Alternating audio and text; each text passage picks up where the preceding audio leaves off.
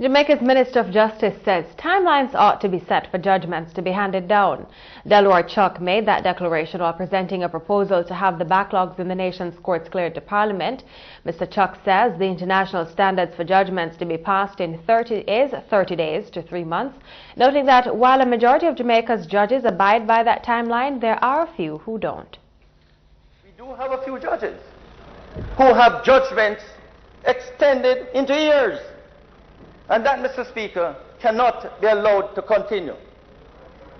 Public pressure, moral suasion, and the last thing we want to do is to legislate. We do not want to interfere with the judiciary.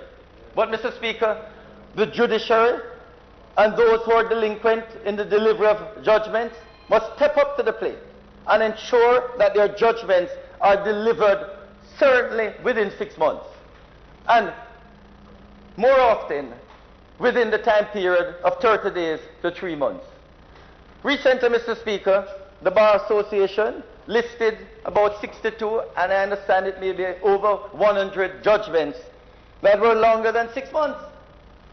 I have asked them to, and since then, Mr. Speaker, and it appeared publicly, a number of the judges have delivered their judgments. But I certainly, Mr. Speaker, would like to know at the end of July how many are still over 6 months, because pressure must be brought on those judges and assistance must be given to them so that they can use the summer vacation to deliver by the end of September. He says the issue has been discussed with Chief Justice Zela Makala. This Parliament provided 10 judicial clerks to help the judges to prepare and deliver the judgments.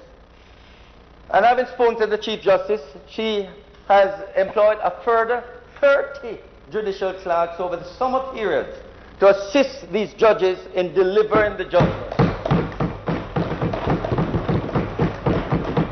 And I say, Mr. Speaker, I told her if you need more clerks, let me know. And we will find the resources, because it is not fair to litigants where the case has been heard for them to be waiting longer than a few months for the judgment. Lives are being held up when that happens, Mr. Speaker. There are 40 employed judges in the justice system, but less than 35 are on the bench during the same time period. Mr. Chuck has presented to Parliament a proposal to employ judges who have passed the retirement age of 70. Now, the retirement age will still remain at 70, Mr. Speaker, but all of these judges who have retired, they are now given their expertise and skill to commissions, and also, Mr. Speaker, to overseas. Many of them are working in the Cayman Islands, Bermuda, Bahamas, Turks Islands. And I say, Mr. Speaker, we need to utilize that experience.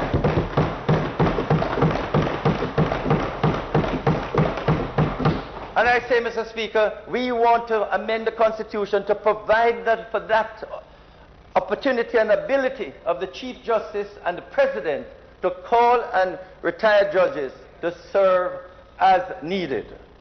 And we hope, Mr. Speaker, that that will be done later this year, the latest next year.